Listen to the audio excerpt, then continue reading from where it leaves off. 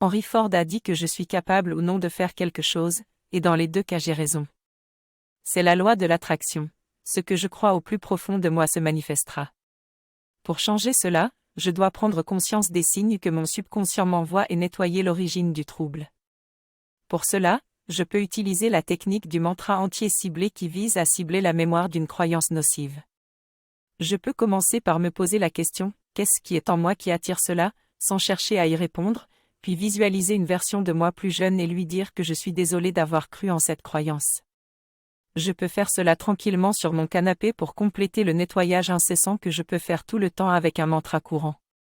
Cette méthode consiste à visualiser des choses ou des situations qui nous perturbent et à les inverser en imaginant leur opposé.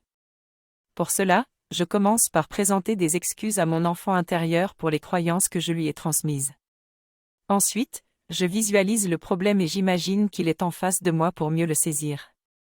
Puis, je visualise sa version opposée en la personnifiant et en la prononçant à voix haute.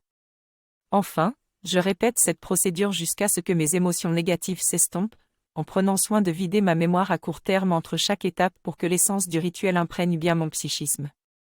J'explique qu'il ne faut pas se forcer à utiliser la technique du mantra de présence constante uniquement pour aller mieux, car souvent nous en faisons trop et cela peut nous perdre.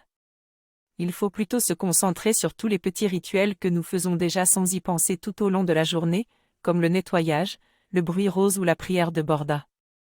La technique de présence n'est qu'un moyen de dédramatiser une situation d'urgence. Il faut se concentrer sur les autres techniques que j'ai déjà décrites dans mes autres vidéos en cas de malaise sérieux.